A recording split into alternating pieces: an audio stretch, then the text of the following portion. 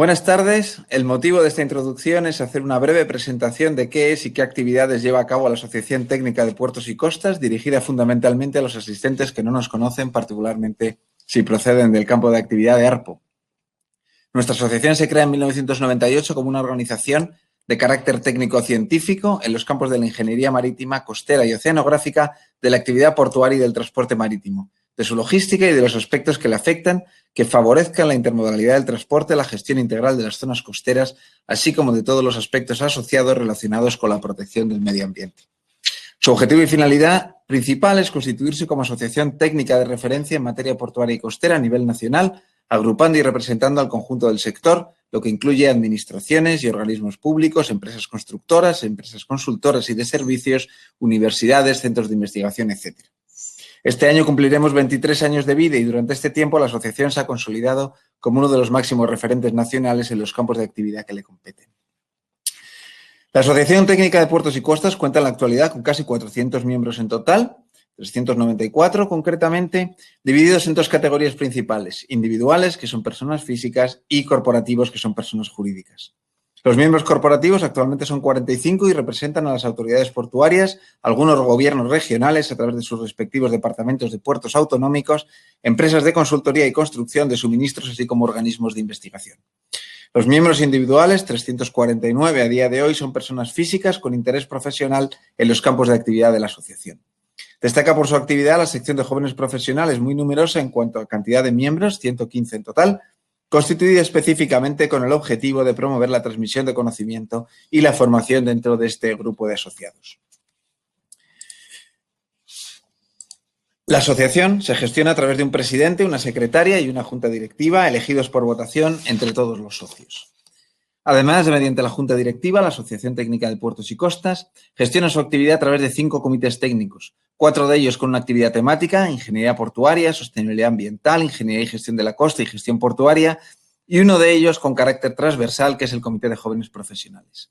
Cada uno de estos comités cuenta con un número de miembros variable y centran su actividad en la organización de grupos de trabajo, seminarios, organización de jornadas o redacción de libros y artículos técnicos en las materias objeto de interés en cada caso, articulándose en la mayoría de las ocasiones a través de grupos de trabajo creados específicamente para el tema que se pretende abordar. Actualmente, más de 100 personas están involucradas de una u otra manera, con mayor o menor presencia en estas actividades ordinarias de la Asociación Técnica de Puertos y Costas. En el caso del Comité de Jóvenes, sus miembros son además elegidos por votación entre los socios menores de 40 años. Las actividades de la asociación son variadas en cuanto a su naturaleza, destacando especialmente las siguientes líneas de trabajo: publicación de libros, monografías, trabajos, etcétera, cuando el contenido y la calidad de los mismos los hacen especialmente relevantes. En este sentido, destaco, dado el foro en que nos encontramos, la publicación de la Guía de Reparación de Estructuras de Hormigón en Ambiente Marino como un trabajo especialmente bien recibido por nuestros socios y que además sirvió de alguna manera como puerta de entrada a la colaboración con ARPO. Organización de jornadas y seminarios de las más variadas temáticas, siempre dentro del campo de interés de la actividad marítima, portuaria y costera. Tradicionalmente estos eventos tenían carácter presencial, pero por motivo de la pandemia hemos puesto en marcha la opción de seminarios online, en los que tratamos de organizar al menos uno al mes y deseablemente 2. Tradicionalmente, el evento más relevante que organizaba la asociación son sus congresos nacionales, que se celebran con una periodicidad bienal desde 2004. Desde entonces hemos celebrado 7 ediciones en Huelva, en Algeciras, Barcelona, Valencia, Bilbao, Palma de Mallorca y Sevilla.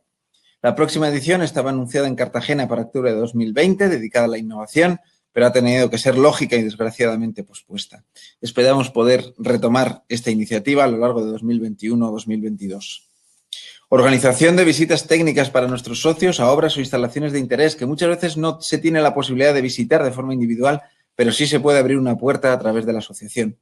Convocatoria de los premios Modesto Vigueras para trabajos llevados a cabo por jóvenes profesionales, que precisamente ahora mismo está abierto y animo a presentar candidaturas antes del 15 de marzo si alguno de los presentes está interesado, y del premio Picture a la mejor fotografía en los ámbitos portuario y costero, que son precisamente los que representan el acrónimo del premio.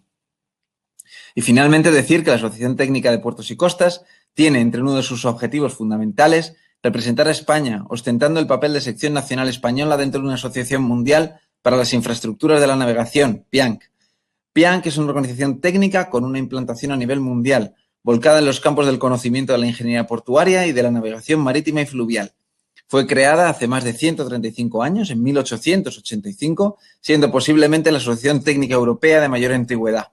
Su sede se encuentra en Bruselas y cuenta en la actualidad con algo más de 2.000 miembros en todo el mundo. Los socios nacionales de la Asociación Técnica de Puertos y Costas lo son también automáticamente de PIANC a nivel internacional.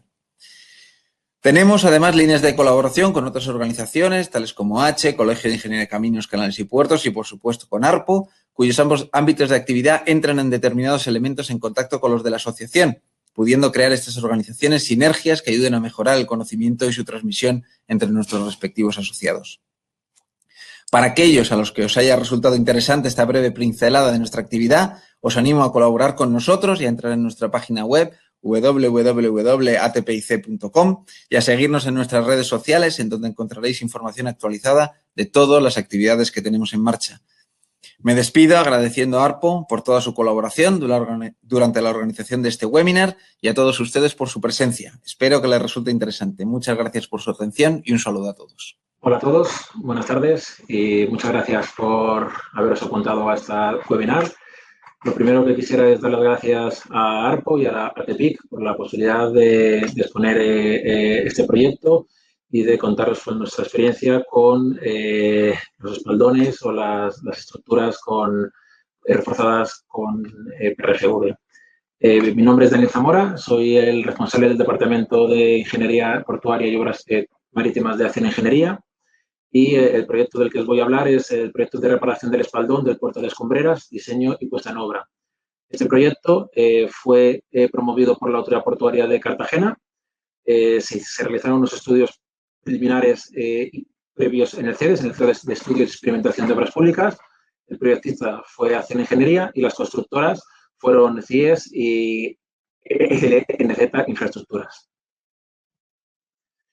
Bueno, el puerto de Escombreras y el espaldón de Escombreras. ¿Cuáles son las particularidades que tenemos aquí? El puerto de Escombreras pertenece a la Autoridad Portuaria de Cartagena y está construido, desarrollado en el Valle de Escombreras.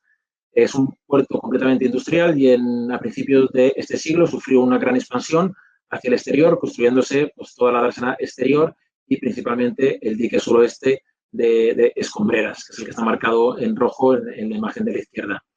Delante de este dique, cercano al peñón de Escombreras, existen los bajos de Escombreras que desgraciadamente ha condicionado el comportamiento del dique o el comportamiento del oleaje y la afección que ha tenido el dique en el primer tramo del mismo. Vamos a centrarnos en el espaldón y las consecuencias que ha tenido o que tiene esta modificación de lo que se previó en el proyecto del año 2000 y en la solución que hemos encontrado para resolver esos problemas. El espaldón, que es la estructura sobre la que vamos a hablar, es una estructura de hormigón armado, hormigón en masa, generalmente en los diques verticales, como en la figura de la derecha, suele ser de hormigón armado, que lo que hace es proteger a la estructura posterior, a la infraestructura, al puerto, de los rebases del oleaje y de las inundaciones que se provocarían por el exceso del oleaje. Entonces, esta es una imagen de la obra una vez ya acabada. Vamos a ver cómo se ha condicionado, qué es lo que ha pasado y qué solución hemos encontrado. El espaldón de Escombreras está coronado a la cota más 8 y una vez puesto en servicio se vio que sufría unos rebases importantes, muy superiores a los estimados en proyecto y que condicionaban la operatividad de la parte trasdosada, de esta parte que tenemos aquí, donde actualmente hay unos almacenamientos allí y además condicionaba el paso de vehículos por la parte trasera del mismo, ya que cuando se producían grandes rebases era peligroso para la circulación de vehículos. Por lo tanto, se pidió al CEDES que realizase un estudio en 3D, un modelo físico a escala en 3D, en el que se representó toda la parte exterior del puerto de Escombreras, el dique, se representó el bajo, por supuesto, que es el que se estaba viendo que podía condicionar el que estaba condicionando el comportamiento del oleaje y, por lo tanto, sufriendo unos rebases superiores a los previstos, y se representó a escala física tanto el peñón como el dique, como todas las condiciones que tenemos allí. Por lo tanto, se realizaron ensayos con 4 direcciones: dirección suroeste, sur 33 grados oeste, sur-suroeste y sur 11 grados oeste, que son las direcciones principales del oleaje. Y lo que se estuvo viendo es que la presencia de esos bajos tenía un efecto multiplicador sobre el oleaje del orden de un 50%, o sea, un 1,5, era un 50% mayor de lo previsto, que era lo que estaba provocando que los rebases que se estaban produciendo y que estaban condicionando completamente el funcionamiento del puerto en esa zona. Además, como consecuencia de esos rebases, se estaba viendo que en la parte más cercana al tras 2 y los siguientes metros se estaba produciendo una degradación muy importante del espaldón, existiendo zonas en las que se había desprendido completamente el recubrimiento y en las que las armaduras estaban a la vista, con un proceso de corrosión bastante importante. Lo veremos en la siguiente charla de Noelia, pero el tema de la durabilidad y la patología por corrosión de los espaldones de hormigón armado se está viendo que es un tema un poco recurrente en algunas de las últimas actuaciones que se han hecho en los últimos 15 o 20 años en los puertos españoles y, bueno, pues será importante dar la solución al rebase para evitar o para mejorar la operatividad en el interior y para asegurar que los cinglados existentes no sufriesen como consecuencia del rebase del agua, como de solventar este problema de corrosión que estaban teniendo los espaldones como consecuencia de la pérdida de recubrimiento. Bueno, pues una vez que ya se tenía claro y se sabía cuál era la magnitud del rebase que teníamos, las opciones que se plantearon en el CERES inicialmente fue hacer un recrecido del espaldón de varias alturas. Primero se estudió 1 metro, luego 2 metros y luego 3 metros. Se analizaron los resultados con las 3 secciones estudiadas y se llegó a la conclusión que la sección óptima podría ser la de recrecer el espaldón 2 metros, pasar de un espaldón que coronase a la cota más 8 a un espaldón que coronase a la cota más 10. Una vez decidido, se procedió a estudiar la estabilidad de dicho espaldón y del cajón, ya que al aumentar la altura del espaldón, aumentaban las presiones a las que está sometida la estructura y, por lo tanto, era posible que no se cumpliesen los coeficientes de seguridad necesarios. En la zona trasdosada no se empeoraba la situación actual, ya que tenemos un empuje que nos contrarresta el empuje del agua y en la sección sin trasdosar se vio que, aun aumentando 2 metros, se cumplían los coeficientes de seguridad marcados actualmente por la ROM 05-2005 geotécnica para el cálculo de diques verticales. Con lo cual, bueno, pues se tomó esta solución de recrecido de 2 metros como la solución definitiva y la solución a llevar a cabo. Una vez fijada la solución, bueno, pues hay que implementarla. Planteamos 4 alternativas. La alternativa primera era el recrecido del espaldón 2 metros, demoliendo simplemente la parte superior para hacer una conexión al mismo y recrecerlos hasta la cota más 10. La alternativa número 2, que era recrecer desde la cota más 3, que es más o menos desde la cota desde la que arranca el propio espaldón, y ampliar un poco su base. La solución 3A, que era similar a la solución 3B, demoler desde la cota más 3, pero sin ampliar la base y dándole un tratamiento de inhibición a las armaduras para evitar el proceso de corrosión que se había visto, que había sucedido en los 15 años que llevaba el dique en funcionamiento. La alternativa 3B, que es parecida a la 3A, geométricamente es la misma, pero en lugar de dar un tratamiento de inhibición, era instalar barras de PRFV en lugar de barras de acero. Y la alternativa 4, que era la ejecución de un espaldón de hormigón en masa para bueno, pues olvidarnos del problema de durabilidad y conseguir alcanzando la cota más 10, que era la cota objetivo para evitar los rebases.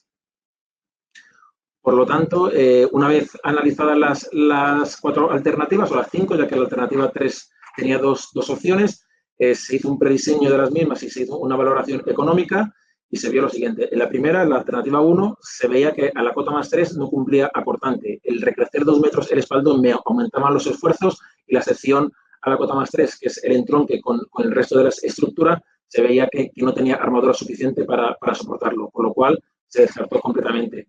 La alternativa 2 cumplía los coeficientes de seguridad que se necesitaban, la alternativa 3, tanto la A como la B también cumplía y la alternativa 4 también.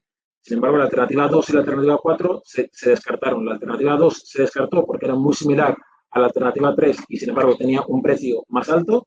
Y la alternativa 4 se descartó porque ocupaba un espacio necesario en el tras 2 del dique. Como he comentado, ahí existen unos cinglados y, además, existe un vial que es imposible moverlo hacia otro lado porque pasa pues prácticamente por el único hueco que queda, que es pegado al espaldón para poder llegar a la punta del dique, ¿vale?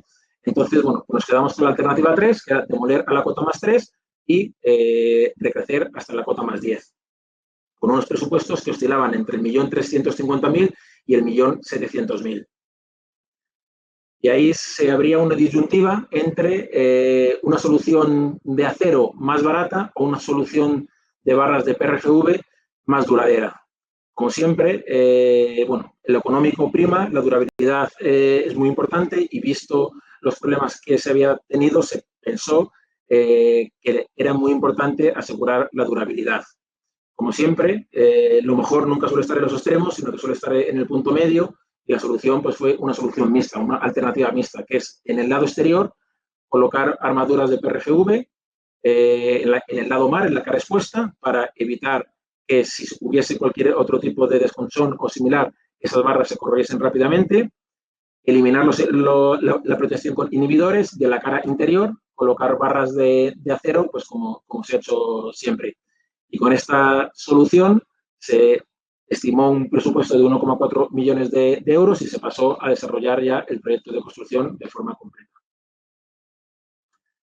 Bueno, pues una vez que ya sabíamos que teníamos que usar barras de PRFV, bueno, pues lo primero, lógicamente, es analizar cuáles eran, o ver o detallar cuáles son sus ventajas y cuáles son sus inconvenientes. La ventaja principal está clara, ya lo hemos comentado al principio, es que son inmunes a la corrosión, con lo cual me aumenta muchísimo la durabilidad y ante procesos similares que se me pudiesen dar en el futuro de pérdida de recubrimientos por cualquier razón, tendría una estructura mucho más durable que si le hiciese con barras de acero. Luego, es un material muy ligero, con lo cual su manipulación es muy sencilla. Incluso si tuviese fisuración, es posible que aumente un poco más la fisura porque no me corroe unas barras que tiene por detrás, con lo cual eso también es una ventaja. Y luego, otra ventaja, o que se puede ver como una ventaja en algunos casos, es que viene completamente elaborado de fábrica. Los principales inconvenientes, bueno, lo que puede ser una ventaja, que es que viene de fábrica, puede ser un inconveniente, que es que no se puede doblar en obra, con lo cual lo que nos venga de fábrica va a misa, ya no puedo cambiarlo ni puedo hacer nada más que utilizarlo. Es más caro que el acero, es algo más caro que el acero, con lo cual es un tema a tener en cuenta. El número de fabricantes que hay no es una gran variedad. Esta obra, este proyecto se desarrolló en el año 2016, finales del 16, 2017, y se ejecutó en el 2018, principios del 2018, con lo cual el número de suministradores tampoco es que fuera muy grande y, bueno, pues es una cuestión a tener en cuenta. Y luego, a la hora de utilizarlo, se suele pedir un documento de idoneidad técnica que es necesario para poder emplearlo. El Instituto Eduardo Torroja, por ejemplo, te puede dar esos documentos y son a los que recurrimos nosotros. Las características principales, las características mecánicas de ambos, bueno, pues como he comentado, las barras de PRFV son casi 4 veces más ligeras que las barras de acero. El límite elástico es un poquito más alto, el módulo elástico es significativamente más pequeño y el módulo de Poisson es muy similar, ¿no? Una vez que estaba ya definido cómo íbamos a hacerlo, qué íbamos a hacerlo, qué altura y qué características tenía, bueno, pues vamos a calcularlo. La ola que teníamos aquí, después de los nuevos estudios, después de las nuevas consideraciones, estamos hablando de una ola de casi 6 metros de altura de ola significante, la banda de confianza del 90%, para 50 años de periodo de retorno y para 500 años de más de 7 metros, con lo cual son olas bastante importantes, unos esfuerzos bastante importantes. Se disponía de una gran información del ensayo modelo físico, ya que cuando se hizo en el CERES se colocaron hasta 15 sensores para poder obtener la presión en todo momento a lo largo tanto del cajón como del paramento del espaldón y poder compararlo con las presiones teóricas de Goda. La diferencia pues, era significativa entre las presiones teóricas de Goda y las presiones que se obtenían con la nueva estructura, o sea, con el espaldón y con el cajón, y eran bastante más desfavorables esas presiones de las que se habían calculado, teniendo en cuenta que el espaldón ya era retranqueado en el proyecto. Estamos hablando, como vemos aquí, que a la cota más 3 es donde se producía el empalme, bueno, pues es cercano de un 60, un 70% el esfuerzo horizontal. Con lo cual, bueno, pues la armadura que tenía que llevar este espaldón era una armadura bastante importante. Y a la hora de llegar a analizar el cálculo, pues nos encontrábamos con que la normativa española no la recoge. La EHE no recoge barras de fibra y era necesario recurrir a otra normativa. Hay dos normativas generalmente reconocidas de referencia, que es la italiana, la CNR DT203 y la ACI 440. La diferencia entre estas dos normativas, bueno, pues la normativa americana lo que hace es mayorar acciones, minorar las resistencias de los materiales en función del tipo de exposición. Aquí estamos en la zona peor, zona de splash, zona completamente mojada, seca, mojada, con lo cual es bastante desfavorable. Luego tenemos, se hace el cálculo de la resistencia de la sección para obtener los esfuerzos, se aplica a dicha resistencia un coeficiente de minoración que depende del tipo de rotura a considerar y luego se comparan las acciones mayoradas con las resistencias minoradas y no hace falta obtener ningún coeficiente de seguridad más que uno. La norma italiana está más basada en los eurocódigos, por lo tanto, mayora acciones, minora resistencias de los materiales y luego compara esfuerzos frente a capacidad resistentes, exigiéndole un determinado coeficiente de seguridad. Bueno, en la sección 3, por ejemplo, que es la sección más de entronque, ahí los esfuerzos que teníamos pues, eran cercanos a 75 toneladas de fuerza horizontal, un momento pues, de más de 270 toneladas y unos axiles del orden de 20 toneladas prácticamente, con lo cual son cargas pues, bastante importantes. Como consecuencia de dichos esfuerzos, bueno, pues el armado que salía era un armado vertical de 9 barras de FI32 de PRFV, de armadura vertical y una armadura horizontal de 5 barras del FI20, que es un 20% aproximadamente de la armadura vertical, según indica la norma italiana. En la parte interior, en la cara comprimida, se ha empleado la instrucción de hormigón estructural, la EHE, para el cálculo de dicha armadura, igual que si fuera un espaldón normal y corriente. En cuanto al cortante en esa sección más 3, pues lo mismo, siguiendo la normativa italiana, era necesario colocar 5 barras de FI12 por metro lineal. Bueno, pues una vez analizado rápidamente lo que fue el proyecto se entregó en mayo del 2017, la última versión, y con un presupuesto de aproximadamente 1,4 millones de euros de ejecución material, se sacó la licitación de la obra y, como comentaba al principio, se adjudicó a CIES Frameworks y el NCT Infraestructuras. Desgraciadamente, cuando fue a empezar la obra, por los plazos que se habían manejado en la licitación y por las condiciones que hubo, no se pudo empezar en la campaña de verano, sino que se tuvo que empezar pues, prácticamente en el invierno, con lo cual la demolición del espaldón fue una situación bastante complicada. Hubo bastantes temporales en los primeros meses de la obra que hicieron que el avance fuese muy lento. Aquí vemos que incluso hubo que proteger en algunos momentos lo que quedaba detrás de la explanada con unos bloques provisionalmente, porque cuando venían los temporales, pues se inundaba todo y se llevaba absolutamente todo lo que había ahí encima. Se fueron haciendo las perforaciones para hacer la conexión del espaldón con la estructura existente a la cota más 3, como comentaba, 9 barras del FI32, que hacían que fuera prácticamente una barra cada 10 centímetros, que dificultó bastante la ejecución de las perforaciones, porque, bueno, no era sencillo el replanteo para poder ejecutar las barras y no encontrar con ninguna barra de las que subían de la estructura existente. Algunos temporales, cuando ya estaban las dos armaduras completamente colocadas, tanto la delantera como la trasera, bueno, pues las tiraron para abajo y hubo que reponerlas y volver a colocarlas porque estropearon algunas barras y demás. Como comentaba, las barras llegaban ya completamente cortadas, completamente terminadas, con la curvatura necesaria para simplemente hacer el montaje de la parrilla, tanto vertical como horizontal, y su colocación en obra. Se presentaban, se colocaban, se solapaban con la estructura, con las perforaciones que ya se habían hecho y se hacía el desplazamiento del encofrado, que era un encofrado de unos 7 metros de longitud en cada puesta. Las barras de PRVC, claro, no puedes cogerlas con alambre de acero porque si no se correría también, con lo cual al final lo que se hizo fue ir cogiendo las barras con las bridas metálicas que tenemos, con las bridas de plástico que tenemos todos en casa, pues para ir sujetando unas barras con otras, y debido al poco peso que tenían, bueno, pues la colocación en obra era realmente sencilla y realmente rápida. Una vez presentada la armadura exterior, se levantaba la armadura interior que estaba preparada delante de su puesta y se unía rápidamente para poder desplazar el encofrado. Bueno, aquí más imágenes de las armaduras, la armadura exterior, las conexiones de la exterior con la interior siempre con armaduras de PRFV, la armadura de la cara comprimida de la cara del trasdos interior de acero normal.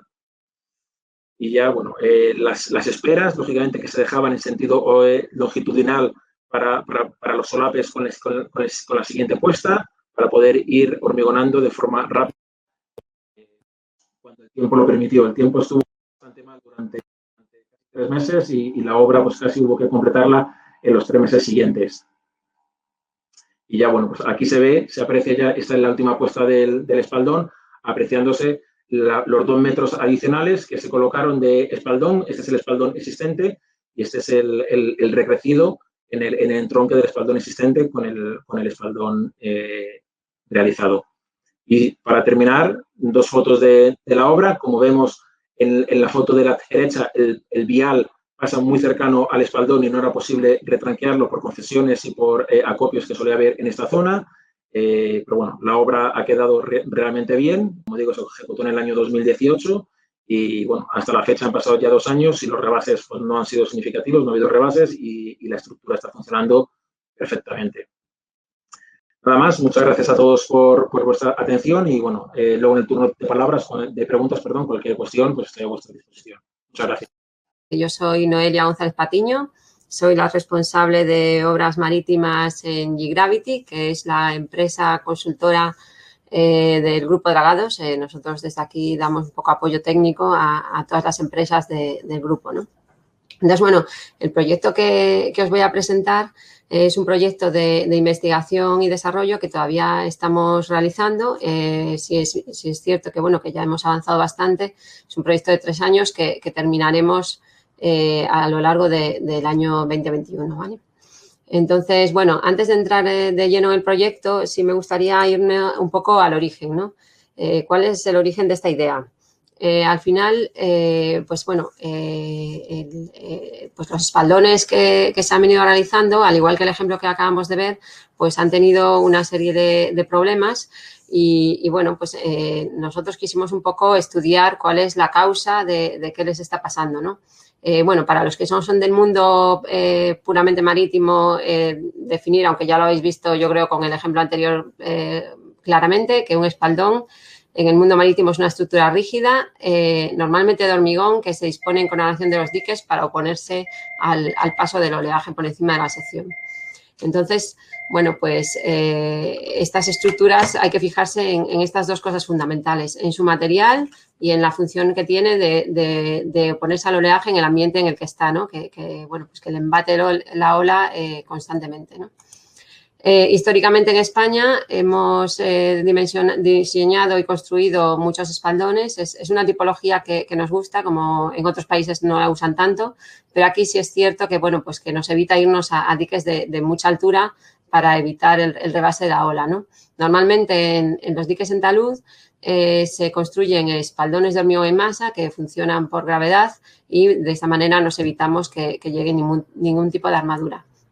Pero, sin embargo, para los diques verticales, que muchas veces dan servicio a buques por el lado interior, la superficie en coronación es más reducida o tenemos que dar pues, paso a un vial o algo, pues buscamos muchas veces soluciones mucho más esbeltas. Entonces, esto lleva a que estos espaldones normalmente acaban siendo estructuras de hormigón armado.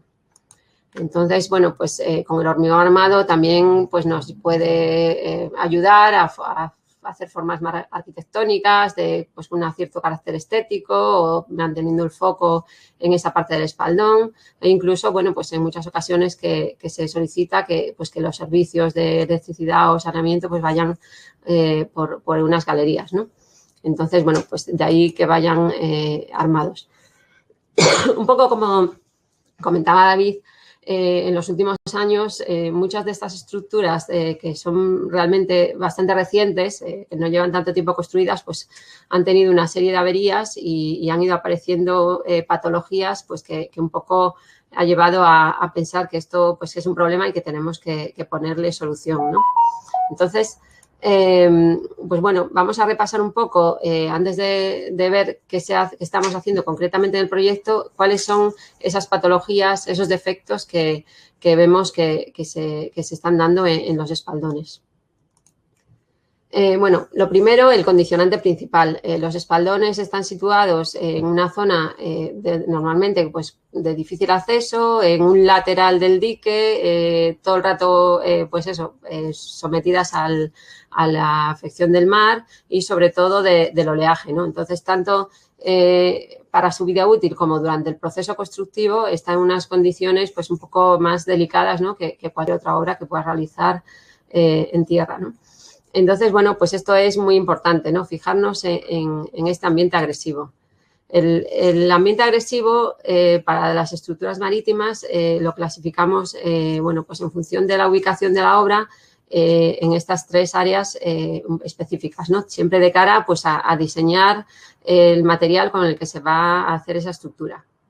Entonces, bueno, rápidamente tenemos algunas estructuras que están en zona sumergida. Bueno, en esta zona sí que es cierto que tienen afección del mar, están totalmente pues expensas al agua del mar, pero a partir de 1 metro de profundidad pues ya tendrían, ya no tienen apenas oxígeno y entonces no se favorece tanto el fenómeno de la corrosión. No así como en la zona de salpicadura y carrera de mareas, que se juntan una serie de agentes que todos ellos hacen que sean las peores zonas y en las cuales se dan las peores características y más problemas de corrosión pues aparecen, ¿no? Tanto en estas zonas pues hay fenómenos de humedad, de secamiento, hay abrasión por pues, las partículas que lleva la ola y, bueno, y en contacto con el oxígeno permanentemente. Entonces, bueno, pues este sería el tipo 3C. Y luego ya está el tipo 3A, que es las estructuras que están ya en coronación sin que se vean afectadas ni siquiera por las salpicaduras, que, bueno, que sí tienen cierta afección por la niebla o por las sales que hayan disueltas en el ambiente, pero no tanto como en las partes inferiores, ¿no? ¿Dónde estarían los espaldones? Pues en la zona de salpicadura, en la zona que puede afectarse por la pleamar y sobre todo, pues eso, pues le afecta la ola, aparte de los esfuerzos, pues por el ambiente que nos lleva a calificarlas como 3C. Esto es muy importante porque, bueno, pues es fundamental para luego diseñar con la norma lo referente a este tipo de ambiente, ¿no?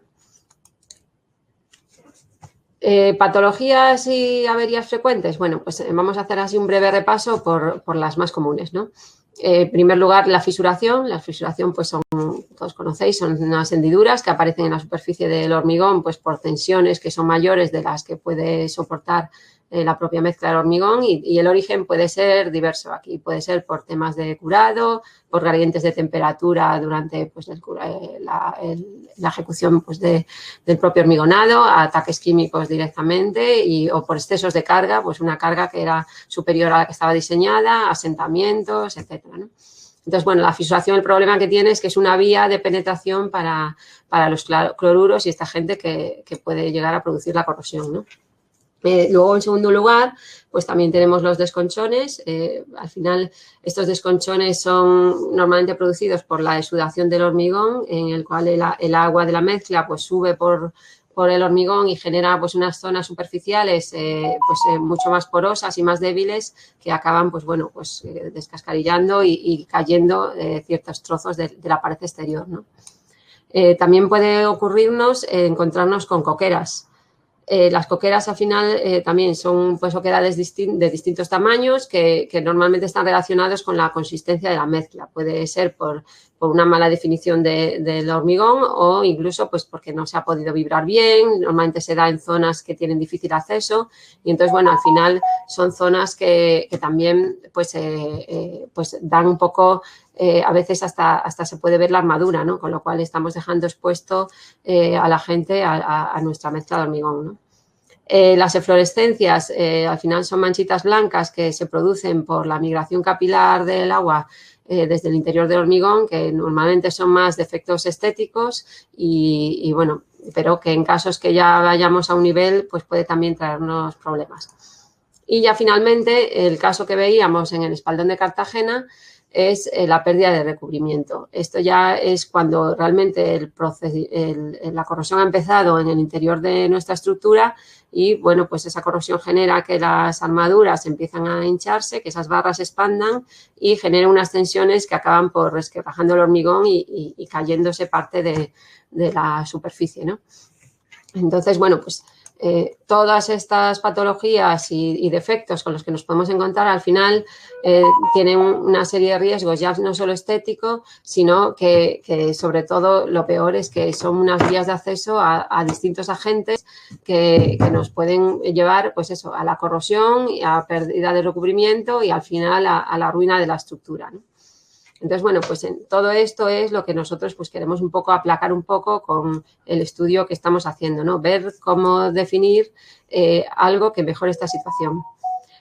¿Cuáles son las causas de estas patologías? Bueno, pues las causas las podemos encontrar pues en distintos momentos de la vida útil de la estructura. Realmente, a veces estos defectos vienen ya debidos pues, a errores de diseño, vamos a decir, ¿no?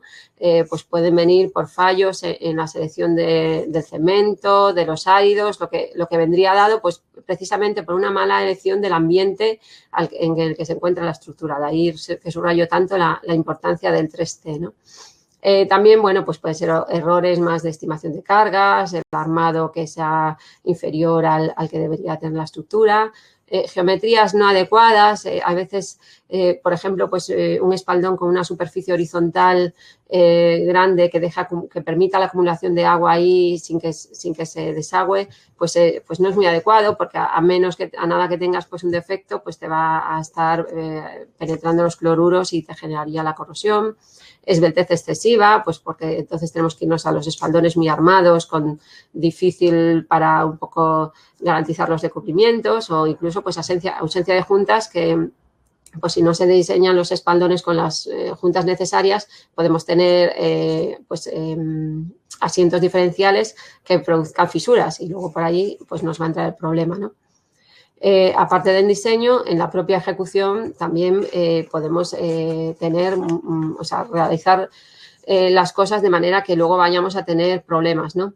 Ya hablábamos un poco de la ubicación de estos espaldones, de lo difícil que es trabajar pues en ese ambiente con el oleaje.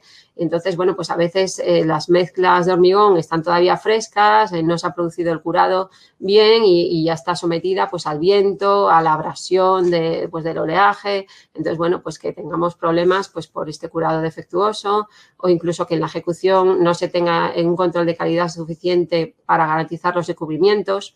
A veces incluso parece que no importa y nos vamos a recubrimientos excesivos, pero ya hasta la norma nos marca que si son recubrimientos de más de 5 centímetros deberíamos de ponerles un mallazo para sujetar la mezcla porque si no se va a crear una superficie mucho más débil que al final va a acabar también pues rompiendo por ahí, ¿no? O luego, bueno, pues por ejemplo la contaminación de materiales. Estamos trabajando en coronación de un dique que a lo mejor es rebasable y a lo mejor estamos acopiando pues las armaduras, los áridos o bueno, pues mucho material ahí que a lo mejor se está mojando permanentemente con agua de mar, con lo cual a lo mejor ya nos llevamos los fluoruros ahí antes de incluso ejecutar el espaldón, ¿no? Bueno, pues con esa serie de cosas pues sí que hay que tener cuidado. Y luego ya también puede ocurrir que un espaldón perfectamente diseñado y ejecutado pues tenga problemas al final de durabilidad, pues por estrés mecánico, por acciones mayores de las que estaban previstas, por distintos asentamientos o incluso pues por impacto, ¿no? Que ya hemos tenido algunos ejemplos de un impacto de una embarcación que, bueno, pues al final lleva a una avería del espaldón y, bueno, pues la necesidad de reparaciones, ¿no? Entonces, bueno, pues con todo esto, pues ya tenemos un poco un punto de partida, ¿no? En el que nos situamos en este proyecto, que bueno, pues ante todo esto queríamos llegar a un desarrollo que minimizase este problema, ¿no? Y que nos ayudase, pues bueno, a hacer mejor las cosas. Entonces, ahí llegamos ya a lo que es el proyecto MADAM. El proyecto MADAM, sus siglas vienen por materiales de alta durabilidad aplicados a estructuras marítimas y espaldones. y realmente pues el foco de todo es desarrollar un espaldón para diques verticales. Nos hemos centrado en los diques verticales porque son los que suelen llevar los espaldones armados y pues puede detectar nuevos materiales o combinaciones de materiales que nos lleven a una mejor construcción y a poder combinarlas con un diseño óptimo y un proceso constructivo que garantice pues una elevada durabilidad de estas estructuras frente al agente ambiental principal, que es el oleaje, ¿no? Por introducir un poco el grupo que estamos realizando este proyecto de investigación, en él estamos Dragados y Drace como empresas especializadas en la construcción de obras marítimas y estructuras especiales. Por otra parte está Gale Control, que es una empresa que, entre otras cosas, hace controles de calidad y ensayos y muy especializada en el hormigón. El Centro Tecnológico CTC de Santander, que son especialistas en el estudio del material, en simulaciones estructurales, modelos de mecánica de fractura, etcétera, y además son los que tienen el test site que os mostraré más adelante, donde estamos haciendo un poco la prueba en ambiente agresivo real, ¿no? Y luego una fundación por todos conocida, la Fundación Agustín de Betancourt, de la Universidad Politécnica de Madrid, pues bueno, pues con una gran experiencia, con lo cual hemos un poco hecho un equipo bastante, pues que aprovechamos sinergias y en el cual desarrollamos todo este proyecto con la colaboración del Ministerio de Economía, Industria y Competitividad a través del programa Retos. Los objetivos generales, como podéis imaginar de todo lo que hemos visto anteriormente, evitar la aparición de averías en espaldones y minimizar las necesidades de reparación en diques a futuro. Luego, pues ya más concreto, pues el buscar nuevos materiales, la adecuación del diseño a esos nuevos materiales, hacer un modelo numérico de durabilidad que un poco nos sirva para estudiar ya luego a posteriori otros procesos con los distintos materiales y luego pues ya como último paso sería llegar a diseñar unos sistemas de instrumentación que pudiéramos prever en los proyectos que puedan ayudarnos a seguir el desarrollo de estas estructuras y que no tenga problemas de durabilidad. Entre los materiales que hemos estudiado, pues hemos seguido 4 líneas, ¿no? Una era evitar las armaduras de acero en primera línea, luego ir a mejorar la matriz cementicia, mejorar la resistencia frente a abrasión y, por último, ya ver el efecto de los inhibidores de corrosión.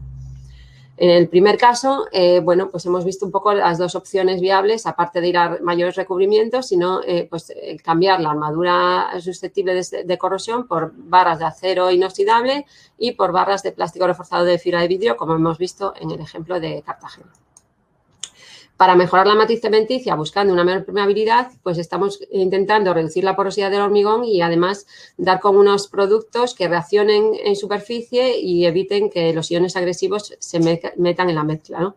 Nuestro principal a combatir es el cloruro, ¿no? Para ello hemos probado con escorias de alto horno, metacaolín, humo de sílice y nanopartículas, entre ellas nanosílice, nanoarcillas y óxido de grafeno. Frente a las partículas en suspensión y con el fin de mejorar la resistencia a la abrasión, bueno, pues además de humo de sílice, que ya lo vimos en la mejora de la matriz cementicia, hemos probado áridos de elevada dureza en lugar de los áridos tradicionales y también la incorporación de fibras no metálicas, de microfibras, a la mezcla. Y ya por último, los inhibidores de corrosión, que si bien lo hemos incorporado en los estudios de los materiales, sí que lo tenemos un poco más orientado a las posibles reparaciones, ¿no? Bueno, pues hay 2 maneras un poco de considerar estos inhibidores. Una es dentro de la mezcla, ya como un aditivo durante la fabricación, que tiene un efecto impermeabilizante y cerrando los poros para que no lleguemos a tener la corrosión. Y por otro lado, se puede aplicar, hay otros que se aplican superficialmente y lo que hacen es que el producto migra hacia adentro y llega hasta la zona de armaduras donde son capaces de pasivar la armadura. Bueno, pues con todos estos materiales lo que hicimos es un plan de ensayos que tendría estas 4 fases. La primera fase en el CTC, en el que nos centramos en ver las configuraciones con nanopartículas. Luego ya una fase mucho más amplia en Gale Control con todo tipo de hormigones y combinaciones con una amplia muestra. Y los mejores de esa fase 2 son los que nos llevamos a la fase 3 al test site a ver en condiciones reales y ahí estamos, ¿no? Son unas muestras que van a estar 18 meses. Y luego ya la idea es en una fase 4 volver con esas muestras y ver un poco lo que ha ocurrido con ellas con nuevos ensayos en Gale Control. Bueno, esto lo paso rápido, son un poco los ensayos que hemos hecho en laboratorio para probar pues, la mejora de la matriz cementicia, la resistencia a abrasión y luego la penetración de cloruros, teniendo en cuenta que habíamos aplicado inhibidores. Y aquí pasamos ya a enseñaros lo que es el test site del Bocal. Esta es una zona en Cantabria, que como veis aquí, pues son una serie de estructuras que están en una zona muy expuesta a la acción del oleaje y en la que podemos representar las distintas áreas de ambiente que habíamos visto anteriormente. Entonces, la idea era colocar aquí las muestras. Entonces, bueno, pues hemos diseñado pues unas muestras en unos bloques de hormigón en las que le colocábamos 2 barras, una pues siguiendo la norma con un recubrimiento de unos 5 centímetros y otra teniendo en cuenta que iban a estar menos tiempo de lo que está una estructura en la realidad, ¿no? En los 18 meses, pues las colocamos a 1 centímetro para favorecer un poco que se produjera la corrosión y poder comparar y ver los efectos, ¿no? Se diseñaron unos bastidores metálicos para colgarlas y intentando tener la mayor cara expuesta posible al oleaje para que se viera bien afectado. Y bueno, pues todo eso se fabricaron en Galicia y se llevaron hasta Santander para colocar allí en el test site del Bocal. Entonces, bueno, pues aquí son las 4 muestras principales seleccionadas y las 4 se colocaban en todas las situaciones, incluso en superficie, más las 5 que teníamos en el test site, para poder comparar un poco la muestra patrón y todas las demás en todas sus posiciones, ¿no? Y afectadas por los distintos ambientes. Se estableció una codificación para llevar la trazabilidad de todas las muestras y, bueno, pues aquí veis un poco unas fotos de instalación, pero voy a pasar a la siguiente en la que hay un vídeo en el que podéis ver un poco mejor la zona y cómo fue el proceso de instalación en un par de minutos.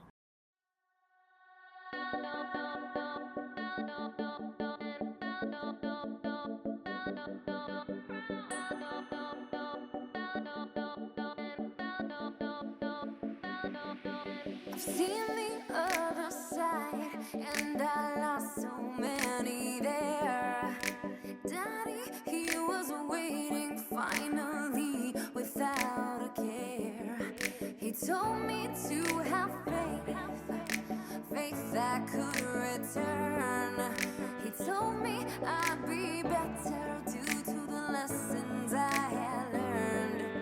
The princess of thoughts, the priestess of space, my heiress, she rides with my queen of ways, the witch of wonders, the jinx of fame, my bitch will blunder with my heart of hate.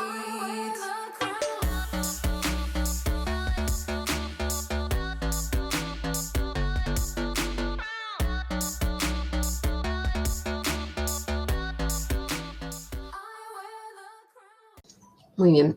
Entonces, bueno, pasamos ya a ver un poco las líneas a seguir y un poco pues las recomendaciones que nosotros haríamos. Y bueno, sí que recordar que es fundamental identificar correctamente el ambiente en el que se encuentra la estructura y luego ya una cuidadosa selección de los materiales, geometrías que optimicen el armado y que permitan que el agua se evacúe, tener en cuenta desde el proceso de concepción de la estructura cómo se va a construir, qué fases constructivas vamos a tener y que sea viable y que no se vea expuesto a este agente agresivo durante todo ese proceso constructivo y luego llevar un control estricto garantizando los recubrimientos, etcétera.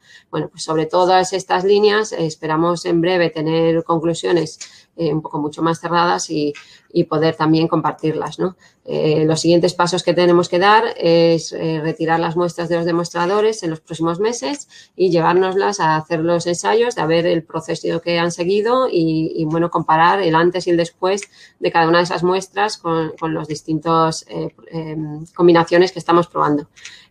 Con eso también vamos a calibrar el modelo matemático de degradación que tenemos ya preparado y luego ya lo último sería ir a desarrollar un sistema de instrumentación propio para espaldones que pueda garantizar un poco llevar el control de la durabilidad para evitar pues, que tengamos estas sorpresas, ¿no? Y bueno, pues hasta aquí un poco donde estamos, seguimos trabajando y espero que a final de año podamos contaros un poquito más.